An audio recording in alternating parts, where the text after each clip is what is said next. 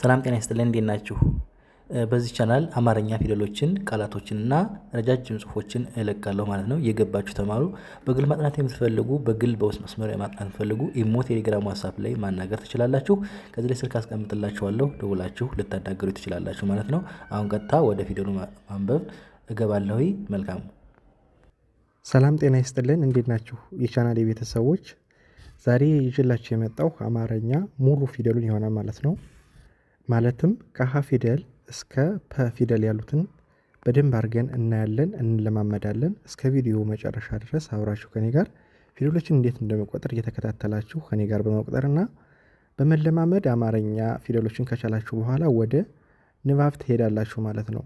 መጀመሪያ ማድረግ ያለባችሁ አማርኛ ፊደሉን በደንብ አድርጋችሁ መከታተልና በደንብ አድርጋችሁ ለማወቅ መሞከር አስፈላጊ ነው። ስለዚህ በዚህ ቪዲዮ አማርኛ ፊደሉን በደንብ አድርጋችሁ እንድታጠኑ አግዛችኋለሁ። አብራችሁ ከኔ ጋር ትለማመዳላችሁ። መያዝ እንዴት እንዳለባችሁ በደንብ አድርጌ ስቴፕ በስቴፕ የመጀመሪያውን ከረኑን እየቀያየርኩ ጽፌላችኋለሁ። በዚያ መንገድ መያዝ ይኖርባችኋል ማለት ነው። ቀጥታ ፊደሎች እንዴት እንደምቆጥር አብራችሁ ከኔ ጋር ትለማመዳላችሁ። አሁን ቀጥታ ወደ ፊደሎች መቁጠር እሄዳለሁ። ቪዲዮ ትንሽ ረዘም ይላል ሙሉ ፊደሉ ስለሆነ ከሀ ፊደል እስከ ፐ ፊደል ሙሉ 34 ፊደል ስለማሳያችሁ በደንብ ተከታተሉ። ከዛ ቪዲዮውን እያዞራችሁ በማየት መለማመድ ማወቅ ትችላላችሁ። ቀጥታ ወደ ቪዲዮ ገባለሁ። መልካም ቆዩ። ኦኬ እንግዲህ የአማርኛ ፊደል የመጀመሪያዋ ሀ ነው የምትባለው። እሷንን መቼም ታውቁ ነው የሚሆን ሀ እንደምትባል ግን በደንብ መያዝና እንዴት መያዝ እንዳለባችሁ ነው ማያሳያችሁ። ስለዚህ ሀ ፊደል ይችናት ወደ ጎን የጻፏት ማለት ነው። እንግዲህ የመጀመሪያውን ከረኑን በመቀያየር በሰማያዊ መልክ ነው የጻፉትኝ የመጀመሪያውን ማለት ነው።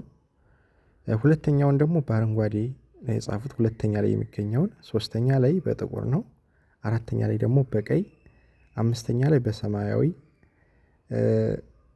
ስድስተኛ ላይ ያለውን አሁንም በአረንጓዴ መልክ፣ መጨረሻው በጥቁር ነው። ይህንን ከረኑን የቀየሩት ፊደሉን መያዝ እንዴት እንደምትችሉ ለማሳየት ስለሆነ በዚህ መንገድም መያዝ ትችላላችሁ። ሞር ደግሞ ቅጥላታቸውን በደንብ ብታዩ አሪፍ ነው ማለት ነው። ስለዚህ አሁን እንቆጥራለን።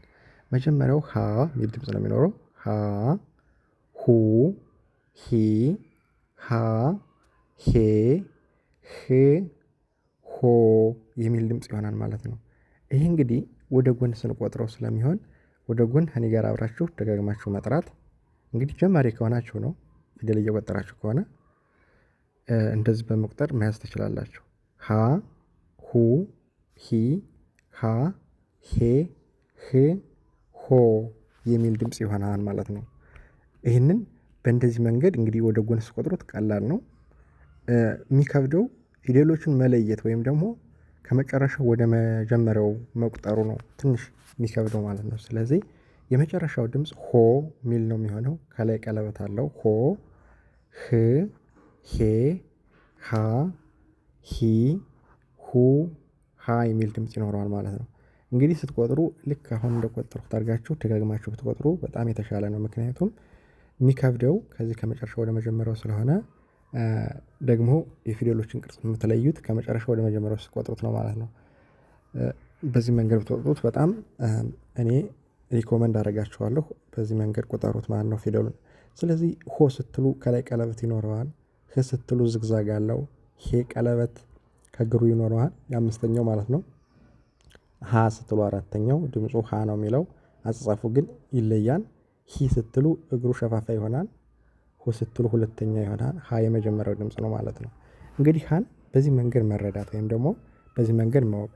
አሁን እኔ አንድ ነገር የምነግራችሁ ጀማሪ የሆናችሁ ተማሪዎች መያዝ ያለባችሁ መጀመሪያ ሀን ፊደል ነው።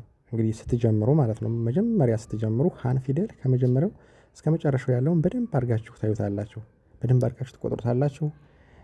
ሁ ምን አይነት ቅርጽ አላት፣ ሂ ምን አይነት አጠራር አላት፣ እንዴት ነው የምትጻፈው የሚለውን ሁሉን ፊደል ማየት ወይም ደግሞ ማወቅ አስፈላጊ ነው። ስለዚህ ሀን ፊደል በደንብ ካወቃችሁ ቀጥሎ ያለውን ፊደል በዚያ መንገድ ትረዱታላችሁ። ምክንያቱም ሀን በደንብ ከተረዳችሁ በኋላ ለን ቀጥሎ ያለችዋን ለመረዳት ብዙ አይከብዳችሁም ማለት ነው። ስለዚህ ሀን በደንብ አድርጋችሁ ማየት ወይም ደግሞ ማወቅ፣ ቃል በቃል ፊደሉን ሳታውቁ ለመለየት መሞከር ማለት ነው። ፊደሎችን ሳታዩ ለምሳሌ ሀን በደንብ አድርጋችሁ ቆጥራችሁ ሳታዩት ፊደሏን ለምሳሌ ከሀ ፊደል ውስጥ አንዱን ለይተው ሰው ቢጠይቃችሁ ብታውቁ ከዛ በኋላ ያለውን ለንም ስታውቁ ቀጥሎ ያለው ፊደልም እየቆጠራችሁ ስትሄዱ ግልጽ በሆነ መንገድ እየገባችሁና ለማንበብ በጣም ቀላል ይሆንላችኋል። በነገራችን ላይ ፊደል በደንብ ከቆጠራችሁ ይገባችኋል ማለት ነው። ኦኬ አሁን እዚህ ጋር በደንብ እንደዚህ ካብራራሁላችሁ ሌላውን ፊደል ፈጠን አድርጌ ለመቁጠርና ቶሎ ለመጨረስ ሞክራለሁ ሙሉ ፊደሉ ስለሆነ። ኦኬ ከዛ ቀጥሎ እንግዲህ ከሀ ፊደል ቀጥላ ለ ነው የምትባለው። ለ ሉ ሊ ላ ሌ ል ሎ የሚል ድምጽ ይኖረዋል ማለት ነው። ይሄ እንግዲህ ወደ ጎን ስትቆጥሩት ነው። እስቲ ሁለት ልቁጠርላችሁ። ለ ሉ ሊ ላ ሌ ል ሎ የሚል ድምጽ ይኖረዋል ማለት ነው። በዚህ መንገድ መቁጠር ከመጀመሪያው ስትቆጥሩ እንደዚህ ትቆጥሩታላችሁ። ከዛ ወደ መጣንበት ሎ ል ሌ ላ ሊ ሉ ለ ይሄ እንግዲህ ይሄ ነው የሚከብደው ማለት ነው። ይሄን ግን ደጋግማችሁ በመቁጠር ነው የምትይዙት ማለት ነው እንጂ አንዴ ሰምታችሁ ተሳሳታላችሁ ጀማሪ ከሆናችሁ። ስለዚህ በዚህ መንገድ መያዝ እንግዲህ ሎ ስንል አጻጻፉን ማለት ነው። አጻጻፉን ስናይ ደግሞ ሎ ስንል መጨረሻ ላይ ቀጥላት ተደርጎ ቀለበት ተደረገበት። ል ስንል በውስጥ በኩል ነው ቀለበት የተደረገበት ል ስንል።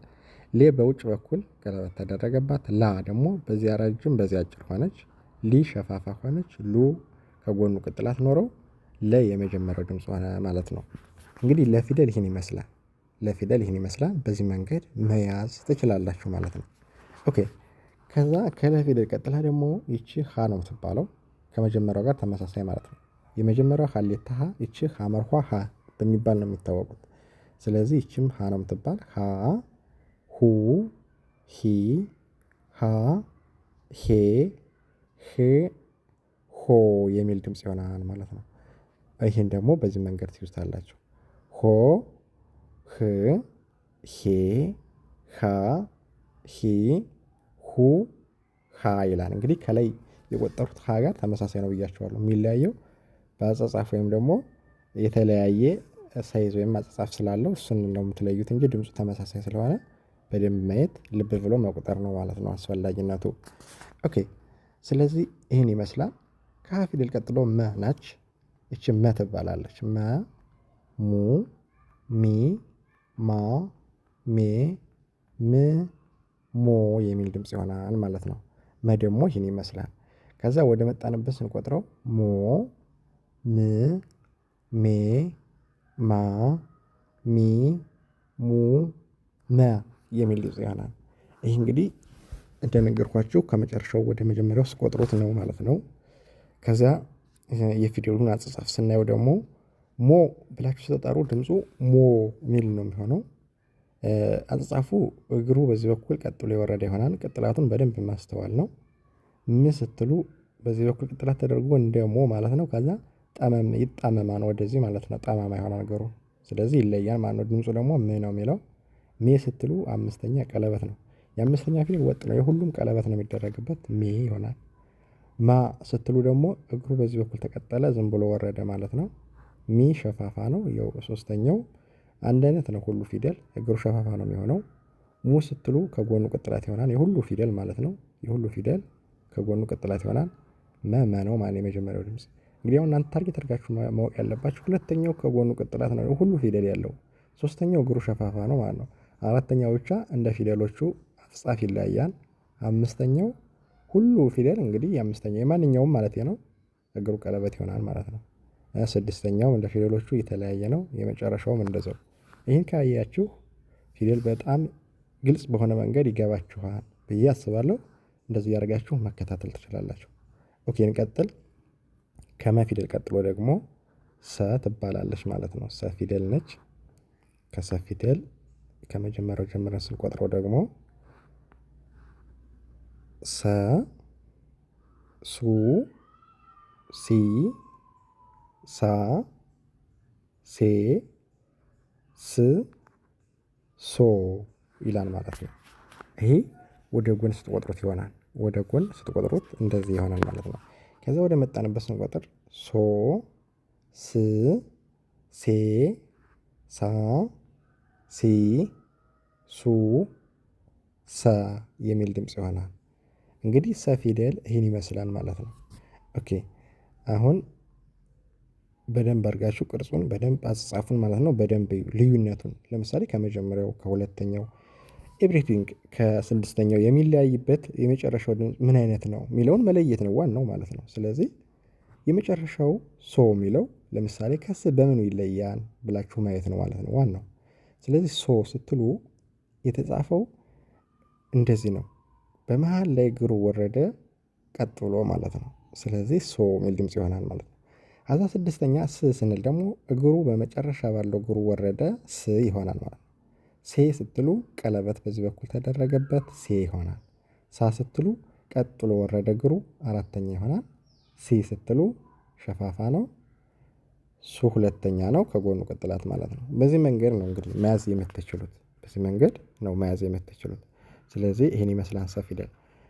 ኦኬ ከዛ ከሰ ቀጥሎ ረ ትባላለች። እቺ ረ ሩ ሪ ራ ሬ ር ሮ ይላል ማለት ነው።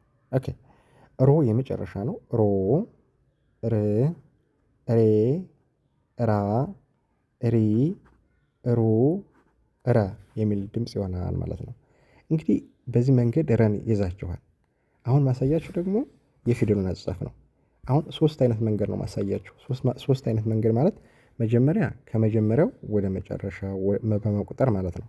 ከዛ ደግሞ ከመጨረሻው ወደ መጀመሪያው በመቁጠር ሶስተኛው የፊደሎችን ቅርጽ ወይም ደግሞ አጻጻፋቸውን መለየት ይሆናል ማለት ነው። በደንብ አድርጋችሁ አድምጡ። መጀመሪያው ከመጀመሪያ ወደ መጨረሻ መቁጠር፣ ሁለተኛው ከመጨረሻ ወደ መጀመሪያ መቁጠር፣ ሶስተኛው የፊደሎችን ቅርጽ መለየት ወይም ደግሞ አጻጻፋቸውን መለየት ስለሆነ ሶስቱን ስቴፕ ካወቃችሁ በእርግጠኝነት አማርኛ ቻላችሁ ማለት ነው ማለት ነው። ፊደሎች ቻላችኋቸው በቃ ከዛ በኋላ የምትሄዱት ወዴት ነው? ወደ ማንበብ ይሆናል። ወደ ማንበብ አጫጭር ቃላቶችን ማንበብ ትጀምራላችሁ ይሄን ካወቃችሁ ማለት ነው። ምንም አይከብድም፣ ጭራሽም አይከብዳችሁ ይሄን ካወቃችሁ ማለት ነው። ኦኬ ስለዚህ ሮ ስንል እንግዲህ ሶስተኛው ስቴፕ ላይ ሮ ስንል የፊደሉን አጻጻፍ ስለሆነ የምናይ ከላይ ከናቱ ቀለበት ነው የተደረገበት። ረ ስንል በሰፊ ተጻፈና ቀለበት ሳይደረግበት ቀረ ማለት ነው። ይሄኛው ቀለበት ተደረገበት ሰፊ ሆኖ ይሄኛው ቀለበት አልተደረገበትም። ድምፁ ረ ይላል። ሬ ስንል ደግሞ ከታች ከእግሩ ቀለበት ተደረገበት ድምፁ ሬ ይላል። ራ ስንል አራተኛ እዚህ እግሩ ዝግዛግ ሆነ ማለት ነው። ዝግዛግ አጻጻፍ አለው ራ ይሆናል። ሬ ስንል ሶስተኛ እግሯ በደንብ የተመለሰች ናት። እቺ ለምሳሌ ከመጀመሪያው ጋር ትንሽ እየተቀራረበች ተማሪዎችን ታሳስታለች። ለምሳሌ ጀማሪ ተማሪዎችን በግል ስለማስጠና እነሱን ሳስተምራቸው እቺ ትንሽ ታሳስታቸዋለች። የምታሳስታቸው የተወሰነ ስለሚቀራረብ አጻጻፉ ነው ማለት ነው። በደንብ ማስተዋልና በደንብ ማየት አስፈላጊ ስለሆነ ሪ ስትሉ እቺ ቀለበቷ እቺ እንትን ከፊት ለፊቷ እግሩ ዘወር ያለች ናት። ስለዚህ ከመጀመሪያው ትለያለች ማለት ነው። ድምፁም ሪ ይሆናል። ሁለተኛው ሩ ስንል ከታች ነው ቅጥላቱ ሩ ይሆናል ማለት ነው። በዚህ መንገድ መያዝ ትችላላችሁ ማለት ነው። ኦኬ በዚህ መንገድ ትይዛላችሁ። ኦኬ ከዛ ሰናት ከረ ቀጥላ ደግሞ ሰናት እቺ ሰናት ሰ ሱ ሲ ሳ ሴ ስ ሶ ሚል ድምጽ ይሆናል ማለት ነው። ደግሞ እዛ ወደ መጣንበት ሶ ስ ሴ ሳ ሲ ሱ ሰ የሚል ድምጽ ይሆናል ማለት ነው።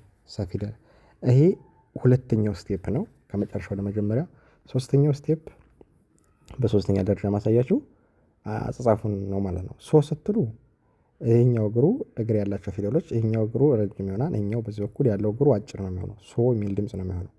ስ ስትሉ ደግሞ አሁንም ለምሳሌ ስ ፊደል በደንብ አስተውሏት። አናቷ ላይ ጠማማ አላት። ያት እቺ ጠማም ትላለች አናቷ ላይ ከመጀመሪያው ፊደል ጋር ከሰ ጋር ማለት ነው። አጻጻፉ የተወሰነ ስለሚቀራረብ አንዳንድ ተማሪዎች ሰ ብለው ስለሚያነቡት ሰ ሳይሆን የሚባለው ስ ተብሎ ነው የሚጠራው ማለት ነው። ይሄን በደንብ ማየት ነው ማለት ነው። እንግዲህ ቅርጹን መለየት ነው እንግዲህ ለማንበብ የሚያበቃችሁ ብያችኋለሁ። ከዛ ሴ ስትሉ ቀለበት ይሆናል። ሳ ስትሉ አራተኛ ይሆናል። ሲ ስትሉ ሶስተኛ ይሆናል። ሱ ሁለተኛ ይሆናል። ሰ የመጀመሪያ ይሆናል ማለት ነው። በዚህ መንገድ መያዝ ትችላላችሁ። ሰን ፊደል ለምሳሌ ሰ ከላይ አይተናል። እችም ሰ ነው የምትባል ሁለት ሰ ፊደል አየን ማለት ነው። ኦኬ እንቀጥል። አሁን ደግሞ ሸ ነው የምናይ። ሸ ሹ ሺ ሻ ሼ ሽ ሾ የሚል ድምፅ ይሆናል ማለት ነው። ሸ ፊደል ይህን ይመስላል። ሾ ሽ ሼ ሻ ሺ ሹ ሸ የሚል ድምፅ ይሆናል ማለት ነው። ወደ መጣንበት ወይም ደግሞ ከመጨረሻው ወደ መጀመሪያው ስንቆጥረው ማለት ነው። ይህን ይመስላል። ኦኬ ከዛ የፊደሎችን ቅርጽ ወይም ደግሞ አጻጻፋቸውን እናያለን። እንግዲህ የፊደሎቹ አቀራረጽ አጻጻፍ በነገራችን ላይ የአንድን ፊደል እንደነገርኳችሁ ከተረዳችሁ ሁሉም ተመሳሳይ ነው የሚሆነው። ሾ ስትሉ በዚህ ረጅም በዚህ አጭር ይሆናል። ሾ ስትሉ ሼ ስትሉ ከናቱ ጠማማ ይሆናል። ለምሳሌ የሰን እንዳስረዳዋቸው አይነት ማለት ነው። ሼ ቀለበት አምስተኛዋ፣ ሻ አራተኛ፣ እግሩ በዚህ በኩል ረጅም በዚህ አጭር ነው የሚሆነው ከመጨረሻው ጋር ተቃራኒ ማለት ነው። ከዛ ሺ ሶስተኛ ሸፋፋ ናት። ሹ ሁለተኛ ይሆናል ማለት ነው። በዚህ መንገድ ነው ፊደሉን ማወቅ የምትችሉት ማለት ነው። ኦኬ አሁን ደግሞ ከሸ ፊደል ቀጥላ ያለችዋን እናያለን። ከሸ ፊደል ቀጥላ ያለችዋ ፊደል ማናት? ቀ ትባላለች ማለት ነው። ቀ ትባላለች። ኦኬ እቺ ቀ ትባላለች። ቀ ቁ ቂ ቃ ቄ ቅ ቆ የሚል ድምፅ ይሆናል ማለት ነው። ቀ ፊደል ደግሞ እንግዲህ ወደ መጣንበት ስንቆጥረው ደግሞ ቆ ቅ ቄ ቃ ቂ ቁ ቀ የሚል ድምፅ ይሆናል ማለት ነው። እንደዛ አድርጋችሁ ትቆጥራላችሁ። በነገራችን ላይ ሙሉ ፊደሉ ስለሆነ በጣም ረጅም ነው። እንግዲህ በትዕግስት ማየት ነው። በትዕግስት ካያችሁ ከዚህ ዩቱብ ላይ ማጥናት ወይም ደግሞ ማወቅ ትችላላችሁ። ሙሉ ፊደሉ ስለሆነ የአማርኛ ፊደል ሙሉ አወቃችሁ ማለት ደግሞ አንበባችሁ ማለት ነው። ይሄ አንድ ትልቅ ለውጥ ነው። ከዚህ ላይ ቻላችሁ ማለት በጣም ለእናንተ ጥሩ ነው ብዬ አስባለሁ። በዚህ መንገድ ብታዩት በጣም አሪፍ ነው። ቪዲዮውን ሳታቆራርጡ እስከ መጨረሻው ማየት፣ ቪዲዮ አዙሮ ማየት በጣም ጠቃሚ ነው ብዬ አስባለሁ። እንደዚያ ብታደርጉ በጣም ምርጥ ነው። ደብተር ላይ ደግሞ መጻፍ ብትችሉ በጣም አሪፍ ነው ማለት ነው። ኦኬ አሁን ቆ ስንል የመጨረሻው ከላይ ቀለበት ነው የሚኖረው። ቆ ቄ ስንል እቺ ከላይ አናቷ የተመለሰች ወይም ዝግዛግ አላት ስድስተኛ ማለት ነው። ቄ ስንል ቀለበት ነው። ቃ ስንል አራተኛ ነው። ቂ ሶስተኛ ነች፣ ሸፋፋም ትሆናለች። ቁ ሁለተኛ ይሆናል ማለት ነው። በዚህ መንገድ መያዝ ይቻላል። ኦኬ እንግዲህ ከቀ ፊደል ቀጥላ ደግሞ ማናት? በ ቡ ቢ ባ ቤ ብ ቦ የሚል ድምፅ ይሆናል። ከዛ ሁለተኛው ስቴፕ ቦ መጨረሻው ብ ቤ ባ ቢ ቡ በ የሚል ድምፅ ይሆናል ማለት ነው። ሁለተኛው ስቴፕ። ሶስተኛውን ማስረዳችሁ በሶስተኛ መንገድ የፊደሎችን ቅርጽ ሲሆን ቦ ስንል አጭርና ረጅም ይሆናል። እግሩ የሚረዝመው በዚህ በኩል ያለው ነው። የሚያጥረው በዚህ በኩል ያለው እግሩ ነው። ከዛ ብ ስንል ስድስተኛ ቅጥላቱ በዚህ በኩል ይሆናል ማለት ነው። ቤ ስንል ቀለበት ይሆናል። ባ አጭርና ረጅም ይሆናል። እግሩ የሚረዝመው ግን በዚህ በኩል ረጅም በዚህ በኩል አጭር ነው የሚሆነው። ቢ ሶስተኛ ደግሞ ሸፋፋ ትሆናለች። ቡ ሁለተኛ ከጎኑ ቅጥላት ይኖረዋል ማለት ነው። በዚህ መንገድ መያዝ ይቻላል። ኦኬ እንግዲህ ከበ ፊደል ቀጥሎ ደግሞ ተ ትባላለች። ተ ቱ ቲ ታ ቴ ት ቶ የሚል ድምፅ ይሆናል ማለት ነው። እንግዲህ የተ ፊደል ወደ መጀመሪያ ጀምረን ወደ መጨረሻ ስንቆጥረው ይህን ይመስላል። ከመጨረሻው ጀምረን ደግሞ ስንቆጥረው ቶ ት ቴ ታ ቲ ቱ ተ የሚል ድምፅ ይሆናል ማለት ነው። አሁን ሶስተኛው ስቴፕ ቀረ። ሶስተኛው ስቴፕ የፊደሎችን መለየት ነው። ቶ መጨረሻ ይሆናል። ቶ እዛ ላይ ቀለበት ነው የሚደረግበት። ት ስድስተኛ ይሆናል። ዝግዛግ ነው። ቴ ቀለበት ነው። ታ እግሯ ወደዚህ የተጣመመ ነው፣ አራተኛ ማለት ነው። ቲ እግሯ ሸፋፋ ነው። ቱ ሁለተኛ ነው ማለት ነው። ኦኬ ከዛ ከተ ቀጥሎ ደግሞ ቸ ነች። ቸ ቹ ቺ ቻ ቼ ች ቾ የሚል ድምፅ ይሆናል። ከመጀመሪያ ወደ መጨረሻ ማለት ነው። ከዛ መጨረሻው ቾ፣ ከዛ ች ቼ ቻ ቺ ቹ ቸ የሚል ድምጽ ይሆናል ማለት ነው። ኦኬ አሁን ደግሞ የፊደሎችን አጻጻፍ ነው የምንለየው። የፊደሎችን አጻጻፍ እንለያለን ማለት ነው። የፊደሎችን አጻጻፍ የምንለየው ደግሞ በእንዴት ነው? የፊደሎችን ቅርጽ ማየት።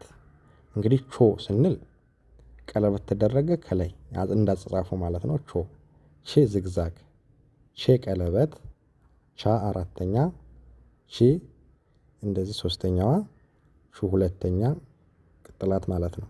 በዚህ መንገድ መያዝ ነው ማለት ነው የምትችሉት። ይሄን ይመስላል ማለት ነው። ኦኬ አሁን ደግሞ ከቸ ቀጥላ ያለችዋን እናያለን ማለት ነው። ከቸ ቀጥላ ያለችዋን ፊደል እናያለን ማለት ነው። ኦኬ ከቸ ፊደል ቀጥላ ያለችዋ ማን ናት? ሀ ትባላለች። ሀ እንግዲህ ሀ ፊደል እንዴት እንደምትጠራ ወይም ደግሞ እንዴት እንደምትጻፍ እናያለን ማለት ነው። እንግዲህ ሀ ፊደል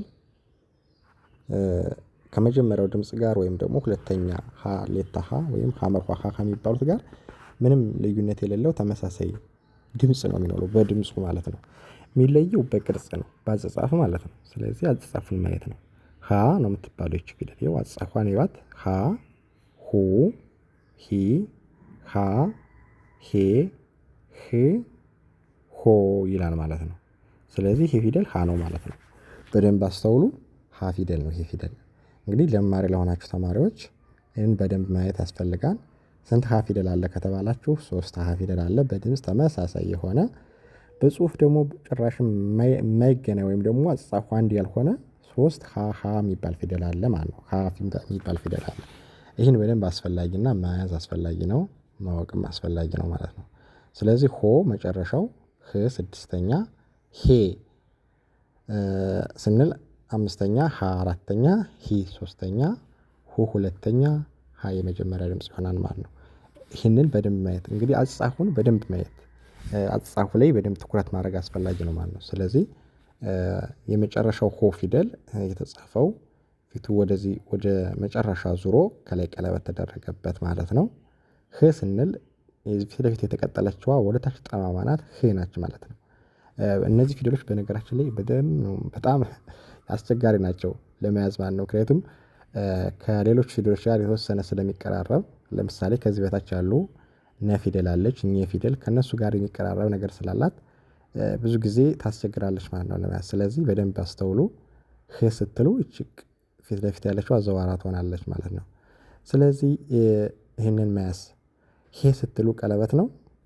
ሀ ስትሉ ደግሞ እቺ አሁን ሀ የምትለዋ ፊደል ብዙ ጊዜ ታስስታለች። ፊቷን ወደዚህ የዞረች ናት። ወደ ፊደሉ መጀመሪያ የዞረች ናት ሀ ትላለች። ይሄ የምትለዋ ያው ሸፋፋ ነው ወይም ደግሞ ጫማ አለው። ሁ ሁለተኛ ነው ማለት ነው። በዚህ መንገድ መያዝ ትችላላችሁ ማለት ነው።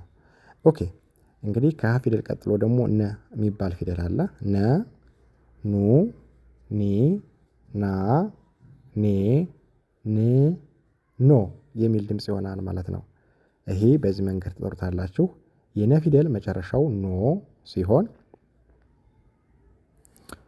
ኖ ሲሆን ድምፁ ኖ ነው። እንግዲህ ከሀ ጋራ የተወሰነ ስለሚቀራረብ በደንብ አስተውሉ። የሀ ፊደል ከዚህ ላይ ቀጥላ ስላላት ነው እንጂ ከመጨረሻው ጋር ይቀራረባሉ ማለት ነው። ስለዚህ ኖ ነው የምትለው ይቺ ፊደል። ን ስትሉ ስድስተኛ ይሆናል።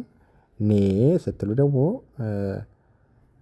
አምስተኛ ና አራተኛ ኒ ሶስተኛዋ ኑ ሁለተኛ ይሆናል ማለት ነው። በዚህ መንገድ በደንብ ማየት አስፈላጊ ነው ማለት ነው። ስለዚህ የኖ ፊደል መጨረሻዋ ቀለበት አላት።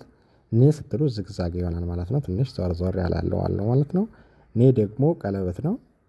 ና ስትሉ ማጭድ አይነት ቅርጽ አላት። ኒ ሶስተኛ ነች። ኑ ሁለተኛ ይሆናል ማለት ነው። በዚህ መንገድ ማወቅ ይቻላል ማለት ነው። ኦኬ ከዛ ከነ ፊደል ቀጥሎ ኘ ትባላለች። በደንብ አሁን ብዙ ጊዜ ተማሪዎች እኔ ሳስተምራቸው የምታስቸግራቸው ፊደል እቺ ፊደል ናት። እቺ ኘ የምትለዋ ፊደል እቺን በደንብ እዩ።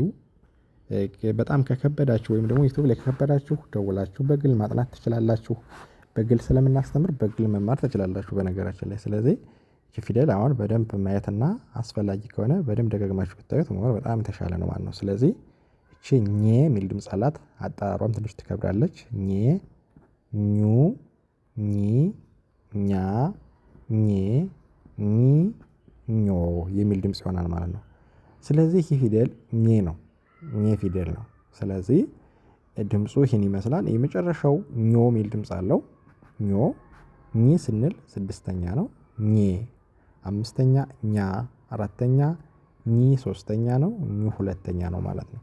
አጻጻፉን ደግሞ ስናይ ኞ ስትሉ ከዚህ ቀለበት ተደርጎበት ከላይ ያው የተደረገው ቅጥላቱ የራሱ ማለት ነው ተደረገ ማለት ነው። ኞ ስትሉ ኚ ዝግዛግ ነው። ኘ ስትሉ ደግሞ ቀለበት ይደረግበታል። ኛ ስትሉ እንደ ና አራተኛ ሆና ያው የሚቀጠለው ከላይ ስለሚቀጠል ኛ ትሆናለች ማለት ነው። ብዙ ጊዜ ከዚች ጋር ያመሳስሏቸዋል ተማሪዎቹ። ኚ ሶስተኛ ነው። ኙ ሁለተኛ ነው ማለት ነው። በዚህ መንገድ መያዝ ይቻላል ማለት ነው።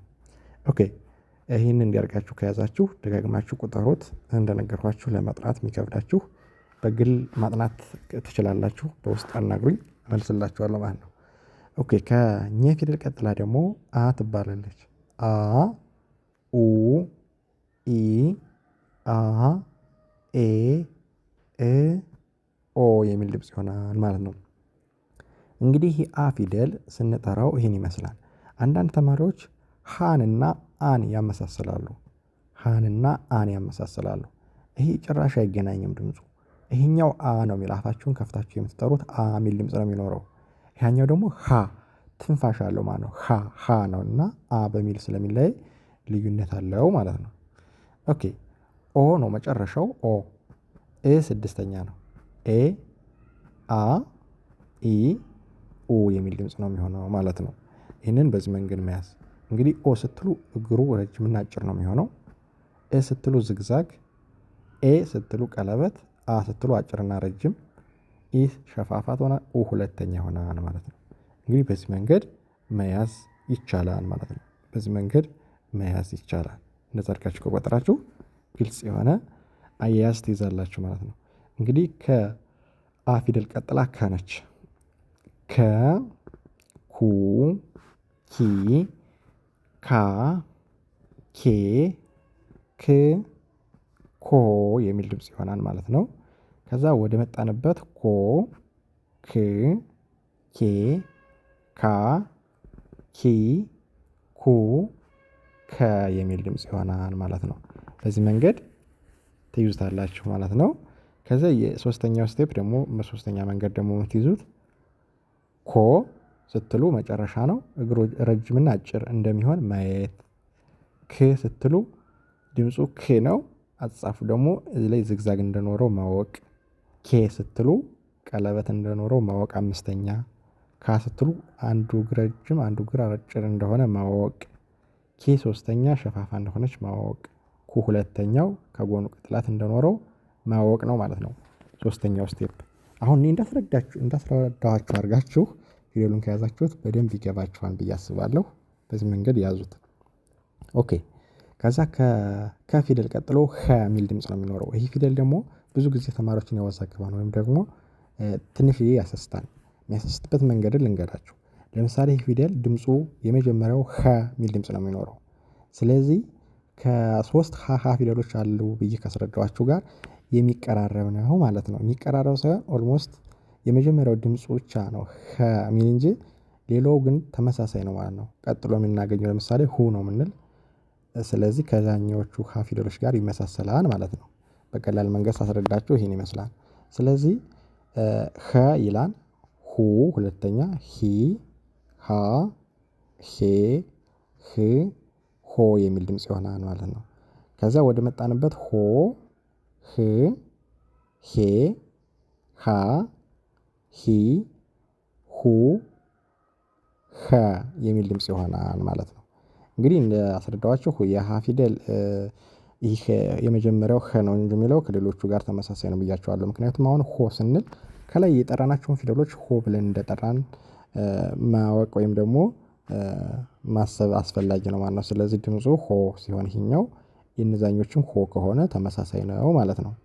ስለዚህ እግሩ አጭርና ረጅም ነው እንደሌሎቹ የሚሆነው። ህ ስትሉ ደግሞ ዝግዛግ ይሆናል። አጻጻፉ ግን የተለያየ ነው። ሄ ቀለበት፣ ሃ አራተኛ፣ ሂ ሶስተኛ፣ ሁ ሁለተኛ እንደሆነ ማወቅ አስፈላጊ ነው ማለት ነው። ኦኬ ይህንን እንደዛ አድርጋችሁ ከያዛችሁ በኋላ ከኸ ፊደል ቀጥሎ ወ ትባላለች። ወ ው ዊ ዋ ዌ ው ዎ ይላል ማለት ነው። ይሄ ደግሞ እንግዲህ ወ ፊደል ብዙ ጊዜ የሚቀራረብ ድምጽ ነው ያለው። ምን ማለት ነው? ለምሳሌ የመጀመሪያውና የመጨረሻው ድምጽ ተመሳሳይ ነው ማለት ነው በድምፁ ማለት ነው። ድምፁ ወ ነው የሚለው አጻጻፉ ይለያያል። ለምሳሌ ወ ፊደል አጻጻፉ ይህን ይመስላል። ወ ስትሉ ይህንን ነው የምትጠሩት። ው ስትሉ ስድስተኛ፣ ዌ አምስተኛ፣ ዋ አራተኛ፣ ዊ ሶስተኛ፣ ው ሁለተኛ፣ ወ የመጀመሪያ ማለት ነው። በዚህ መንገድ ነው የምትቆጥሩት። ይህ ሁለተኛውና ስድስተኛውም የተቀራረበ ነው ብዙ አይለያይም ማለት ነው ድምፁ ማለት ነው። አጻጻፉ ደግሞ ይሄኛው ቀጥላት ከመሃል ይሆናል ያኛው ከታች ነው ማለት ነው። ስለዚህ ወ ስትሉ ይህን ይመስላል። ው ስትሉ ስድስተኛ፣ ዌ ይቺ ቀለበት አላት፣ ዋ አራተኛ ነው፣ ዊ ሶስተኛ፣ ወ የሁለተኛው ድምጽ ው ነው የሚለው የመጀመሪያው ወ ነው የሚለው ማለት ነው። እንግዲህ ይህ ፊደል ለጀማሪ ተማሪ ከሆነ ፊደል ቆጥሮ ለማያውቅ ትንሽዬ ይከብዳችኋል።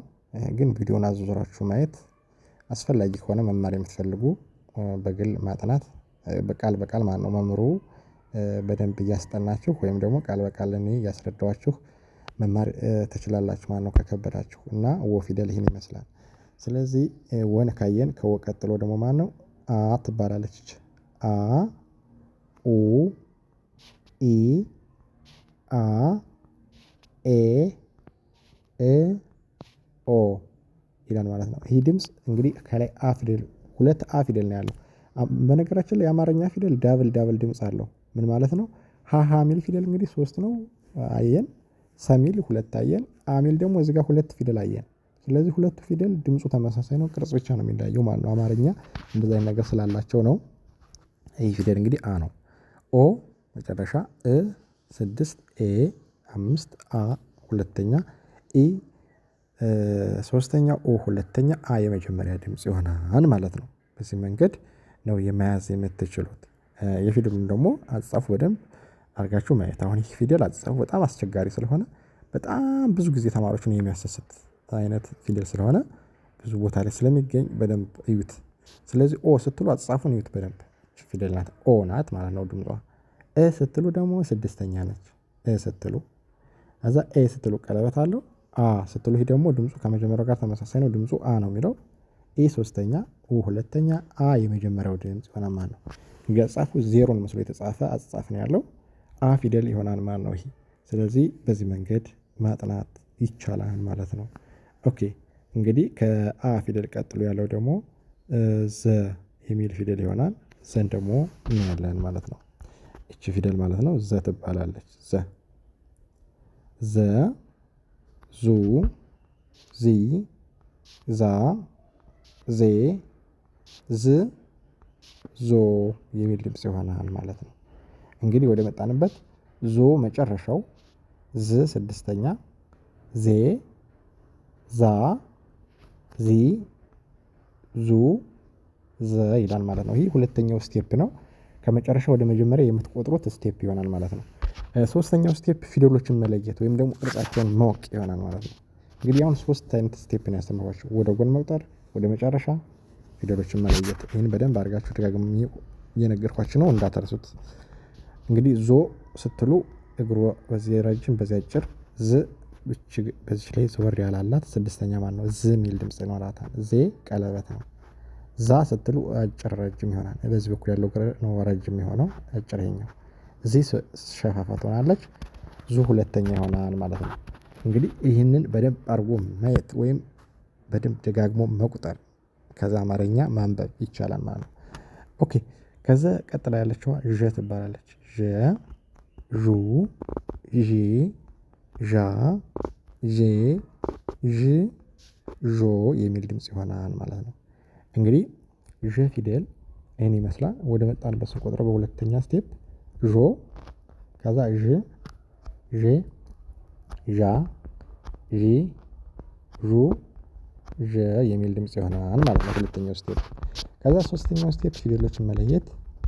ዦ እንደተለመደው አንድ እግሩ አጭር አንድ እግሩ ረጅም ይሆናል። እንግዲህ እግር ያላቸው ፊደሎች አጭርና ረጅም በሚሆን ነው የሚለዩት ማለት ነው። ስድስተኛው ድምጽ ደግሞ ዥ የሚል ድምጽ ነው የሚኖረው። አጻጻፉ ውስብስብ ያለ ነው። ካናቱ ላይ እንደዚህ አይነት የተቀጠለ አለው። ይህን ይመስላል ዥ። ዤ ስትሉ ቀለበት ነው። ዣ አንዱ አጭር አንዱ ረጅም ይሆናል። ዢ ሸፋፋ ትሆናለች። ዡ ሁለተኛ፣ ዣ የመጀመሪያ ድምፅ ይሆናል ማለት ነው። ኦኬ እንቀጥል። ከዛ ደግሞ ከዠ ፊደል ቀጥሎ የ ሚል ድምፅ ነው ያላት። የ ትባላለች ፊደል። የ፣ ዩ፣ ይ፣ ያ፣ ዬ፣ ይ፣ ዮ የሚል ድምፅ ይሆናል ማለት ነው። እንግዲህ ወደ ጎን ስቆጥሩት ነው። ከመጨረሻ ወደ መጀመሪያ ደግሞ ዮ፣ ይ፣ ያ፣ ያ፣ ዬ፣ የ የሚል ድምፅ ይኖራል ማለት ነው። ይሄ ወደ መጣችሁበት ስቆጥሩት ነው። ዮ ስትሉ ሶስተኛው ስቴፕ አጻጻፉን ስናየው ዮ ስትሉ ከዚህ ላይ እንትን ይኖረዋል። ከመጨረሻ ላይ ቅጥላት ይኖረዋል። ይህ ስትሉ ስድስተኛ፣ ይሄ እግሩ በጣም የዞረ ይሆናል። ይህ ስትሉ፣ ይሄ ስትሉ ከዚህ ላይ ቀለበት አላት። ያ አራተኛ ነው። ይህ ስትሉ ሶስተኛው ደግሞ እዚህ ላይ የተቀጠለው በጣም የበዛ ይሆናል። ሶስተኛው ማለት ነው። ዩ ሁለተኛ፣ የ የመጀመሪያ ድምፅ ይሆናል ማለት ነው። ስለዚህ የፊደል ይህን ይመስላል። የፊደል ይህን ይመስላል። ኦኬ ከዛ ከየፊደል ቀጥሎ ደግሞ ደ ነው። ደ፣ ዱ፣ ዲ፣ ዳ፣ ዴ፣ ድ፣ ዶ የሚል ድምፅ ይሆናል ማለት ነው። ኦኬ ዶ ስትሉ መጨረሻው እንደተለመደው እንደ ሌላው ፊደል በዚህ ረጅም ይሆናል። ይኸኛው እግሩ ይኸኛው አጭር ነው የሚሆነው። ድ ስትሉ ከላይ ቅጥላት ይኖረዋል።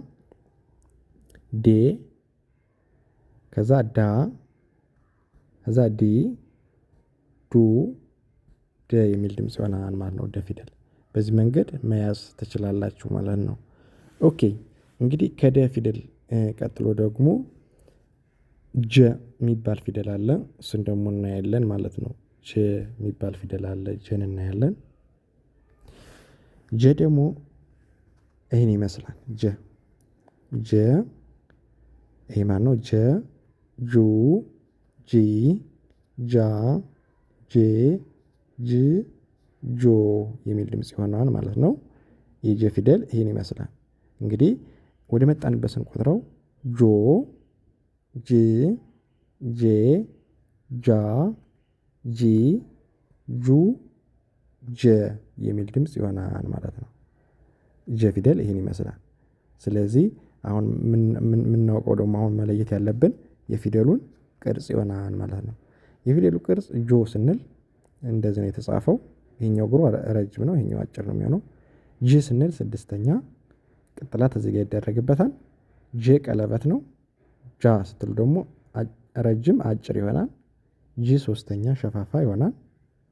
ጁ ሁለተኛ ይሆናል ማለት ነው። ኦኬ እንግዲህ ከጀ ፊደል ቀጥሎ ደግሞ ገ የምትባል ነው የምትሆነው። ገ፣ ጉ፣ ጊ፣ ጋ፣ ጌ፣ ግ፣ ጎ የሚል ድምፅ ይሆናል ማለት ነው። ይህን ይመስላል።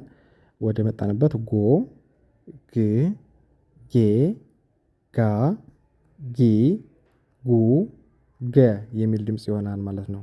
ይሄ ከመጨረሻ ወደ መጀመሪያ የምትቆጥሩት ይሆናል ማለት ነው።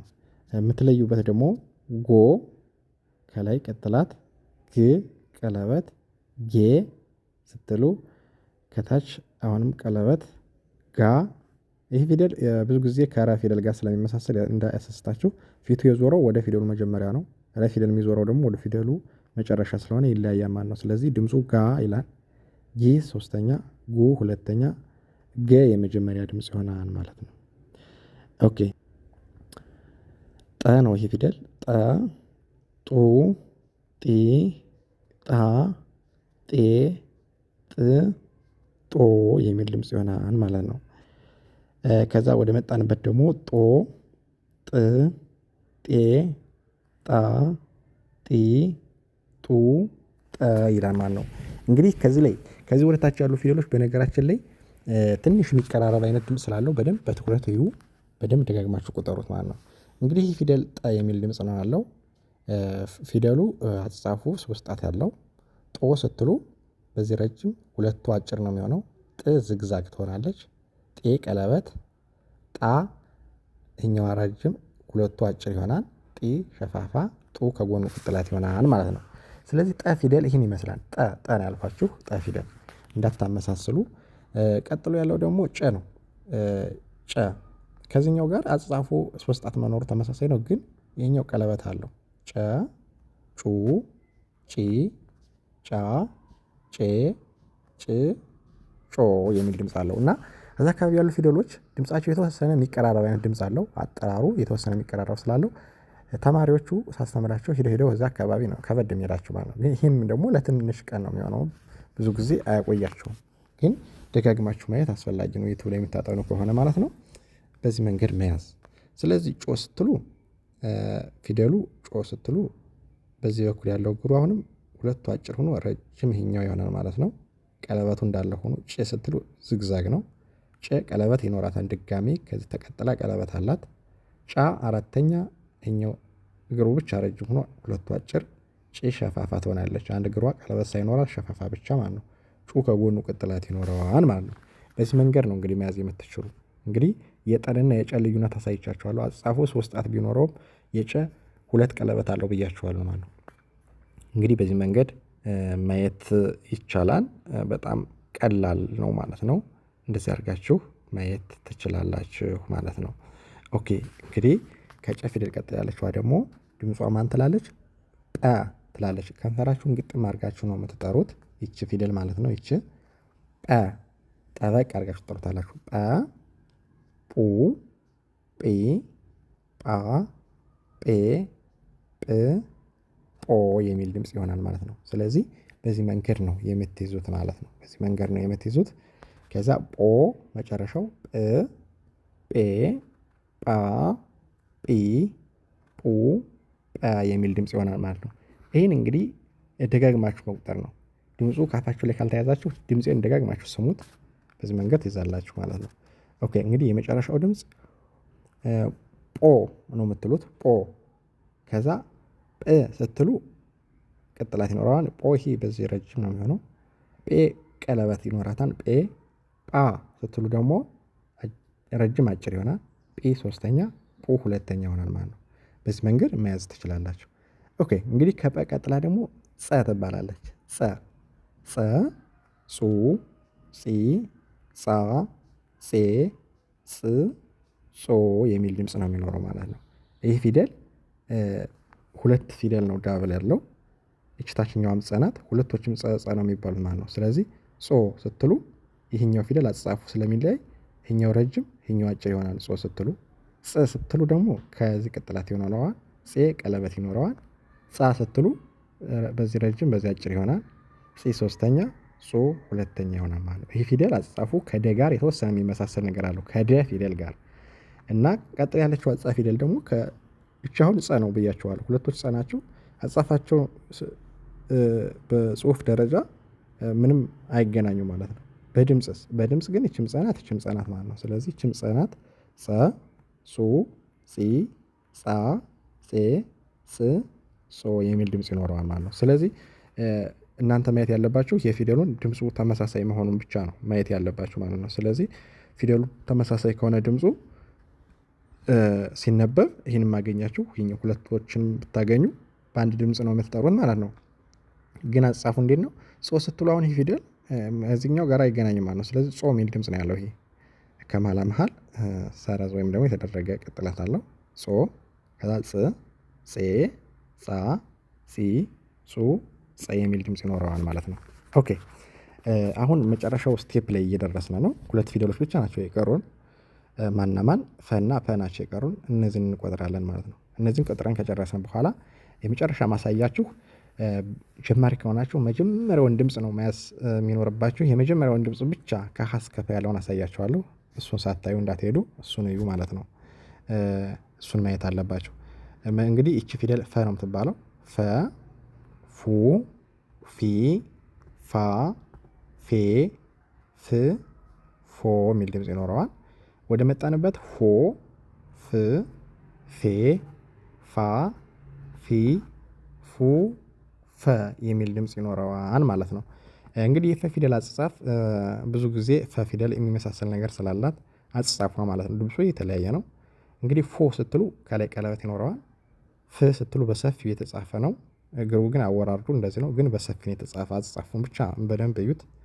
ፌ ስትሉ ደግሞ ፌ ስትሉ ቀለበት ይኖራታል። ፋ ስትሉ አራተኛ። ይቺ አሁን አጻጻፏ ከስድስተኛው ጋር የሚቀራረብ ኑሯት፣ ግን ይቺ አጻጻፏ እንዴት ነው? ጠባብ፣ በጠባብ መንገድ ነው የተጻፈችው ማለት ነው። ፋ ትላለች። ፊ ፊት ለፊቷ ዘወር ያላላት ፊ። ፉ ሁለተኛው፣ ይህም ከአራተኛው ጋር ይቀራረባል፣ ግን እግሩ እየዞረ ነው ወደ ፊደሉ መጀመሪያው በጣም ዘወር ያለ ስለሆነ ፉ የሚል ድምፅ ይኖረዋል ማለት ነው። ይህን በደንብ መረዳት፣ በደንብ ድምፄን ደጋግማችሁ ስሙት። ኦኬ። ከዛ የመጨረሻው ፐ የምትለዋ ማለት ነው። ፐ፣ ፑ፣ ፒ፣ ፓ፣ ፔ፣ ፕ፣ ፖ የሚል ድምፅ ይኖረዋል ማለት ነው። ይህ ፊደል ፐ ይባላል። ከዛ ፖ መጨረሻው ነው፣ ፖ ይሆናል ማለት ነው። ከዛ ፕ ስድስተኛ፣ ፕ፣ ፔ አምስተኛ፣ ፓ አራተኛ፣ ፒ ሶስት፣ ፑ ሁለተኛ ይሆናል ማለት ነው። ፖ ስትሉ ዝግዛግ ሆኖ ይህን ይመስላል መጨረሻው ማለት ነው። ፕ ስትሉ ዝግዛግ ነው ላይ ማለት ነው ካናቱ። ፔ ቀለበት፣ ፓ ፊቷ የዞረ፣ ፒ ሸፋፋ፣ ፑ ሁለተኛ ይሆናል ማለት ነው። ስለዚህ ፐ ፊደል ፐ ስትሉ በከንፈራችሁ ላላ አድርጋችሁ ነው የምትቆጥሩት። ፐ የሚል ድምፅ ይሆናል። ይህን ይመስላል እንግዲህ የአማርኛ ፊደል።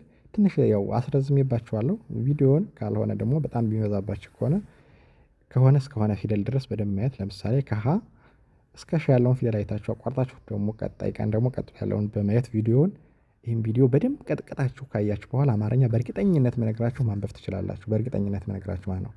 እንግዲህ አሁን የመጨረሻው ማሳያችሁ መያዝ ያለባችሁ ለመጀመሪያ ጊዜ መያዝ ያለባችሁ የመጀመሪያውን ድምፅ ይሆናል ማለት ነው። ስለዚህ የመጀመሪያውን ድምፅ የምትይዙ ከሆነ በጣም አስፈላጊው የመጀመሪያው ድምፅ ስለሆነ የመጀመሪያውን ድምፅ አሳያችሁና እንጨርሳለን ማለት ነው። የመጀመሪያው ድምፅ ከሀ ጀምሬ እስከ መጨረሻው ድረስ አሳያችኋለሁ። ከኔ ጋር አብራችሁ ትከታተላላችሁ ማለት ነው። እንግዲህ የሀ ፊደል የመጀመሪያውን ድምፅ ማየት አስፈላጊ ነው። የመጀመሪያው ድምፅ ወጥ አንድ አይነት አጻጻፍ ነው ያለው፣ ቅጥላት ምንም የሌለውም። መጀመሪያ መያዝ ያለባችሁ የመጀመሪያውን ድምፅ ብቻ ከሀ እስከ ፐ ያለውን ከያዛችሁ ቀጥሎ ያለውን ለመቁጠር ይቀላችኋል ብዬ ስላሰብኩ ይሄንን ካያችሁ ከዛ እንጨርሳለን ማለት ነው።